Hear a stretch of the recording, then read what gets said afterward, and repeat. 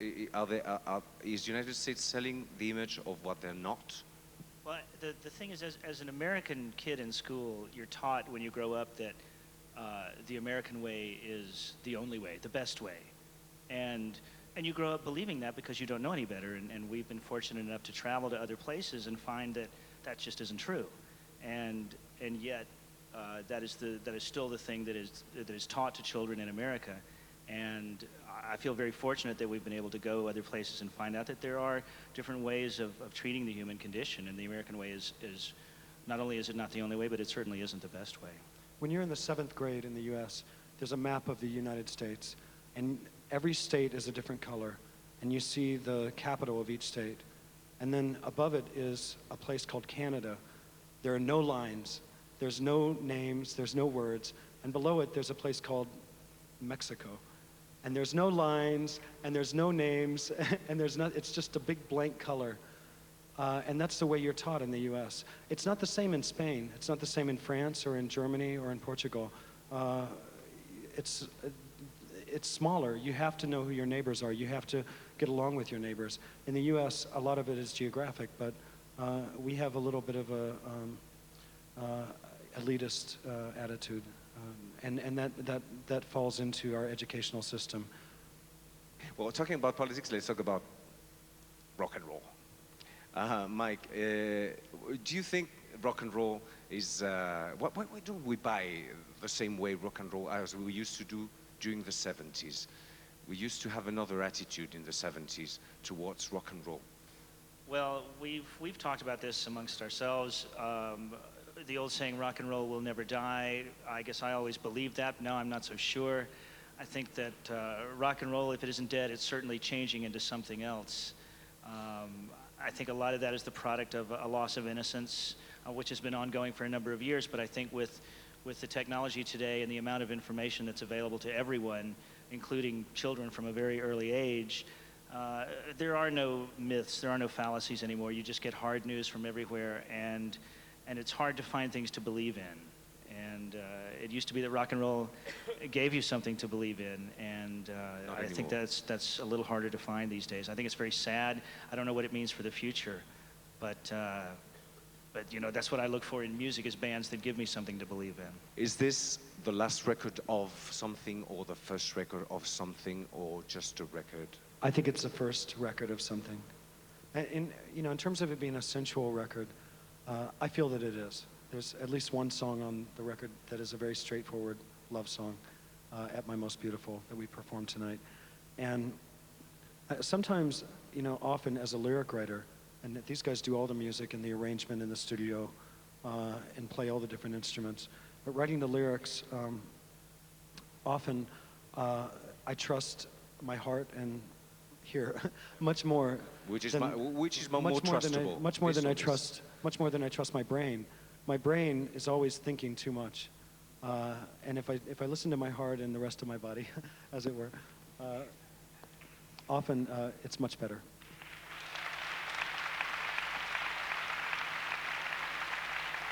I know that you have an enormous relationship with your fans. We said before, when we started the program, we said that there were fans coming from all over Europe, our neighbors, Italy, France, Portugal, Spain.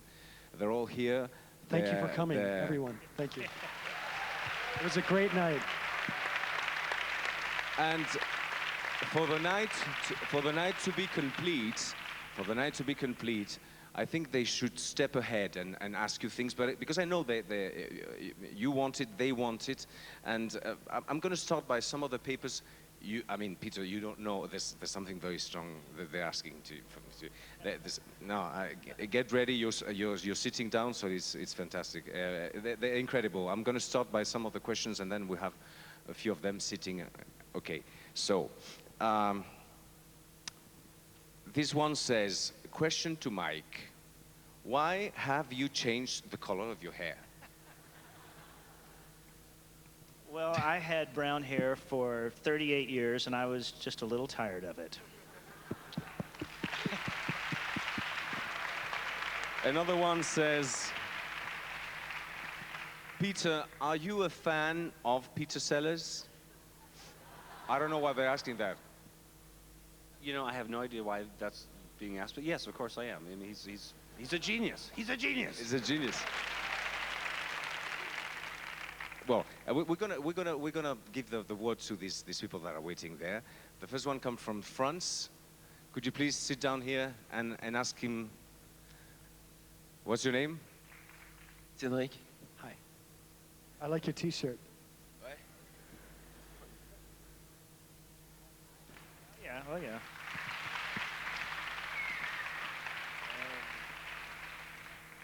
I've got many questions for you, but just one, okay? I want to know if you think that you're not popular in France like in other countries, and what would you do in the future for it, for being more popular in France? I plan on spending a great deal of time in France. I like the country a lot, and I was recently in Cannes with Velvet Goldmine, and I was recently in Paris to finish one of the songs on our new record, and I had a fantastic time with the French. So hopefully I'll be spending a good deal of time there. Merci.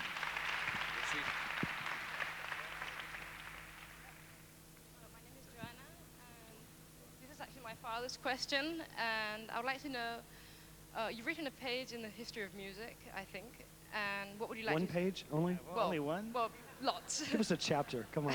Okay, one Okay. chapter. And what would you like to see on that page? If you saw it, what would you like to read? I wouldn't want to read that much, but I would love to see a beautiful, beautiful photograph. I picture the three of us, extremely well lit. Makeup, perfect. Clothes, perfect. Hair, perfect. We're barefoot. Well, hair, yeah. We're standing in a swamp. Not perfect. That's R.E.M. Thanks.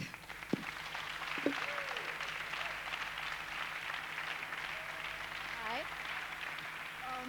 I come from Portugal. My name is Mafalda. Yay. First of all, I would like to thank you for the concert. It was worth 2,000 or more traveling so far to see the concert. Thank you. 2,000 Thank you. kilometers. No, more. 8,000. Where did you come from? No, 800. 800. Oh, Okay. So my question is, in so many albums you've made, why is this the only one that you put the lyrics on? Yeah, the lyrics in the CD cover. Well, because I was looking at Michael's lyrics one day. We taped them to the wall so we can see how many songs we have finished in the studio, and I was reading them, and I just thought, I said, these are the best that you've ever written in your whole life. And I said, you know, we're a new band. Things are different for us. I think we should put them in the CD. And Michael and Peter both agreed, and so we have. Thank you. Thank you. Well, this was a sample. Last question from another fan from Spain. When are you going to come to perform? You do so little tour. I mean, we want you more and more concerts. I think we're all interested in coming here this summer and doing some performing in the summertime. We're really enjoying this, and I've got to say, we've done a few of these shows. This was the best one we've ever done. The best audience, best crew, best people. So we wish you all the best. Peter, Michael, Mike, all the best. Thanks for coming to give us Thank you, Vito. this privilege to be always very welcome. And I have to say, this has been the best people, the nicest people we've ever had in this program. Thank you very much. Thank you. Miguel. You're very inspiring.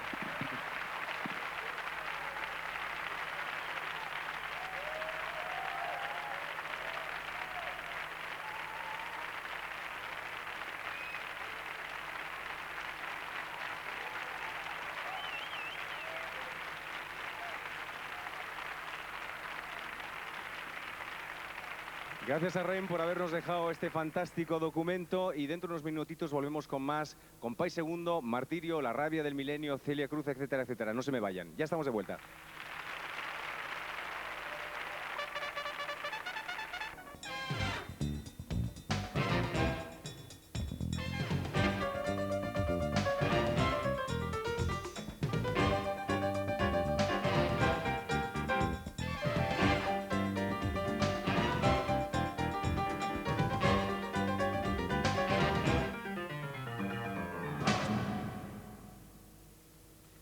Welcome to Later.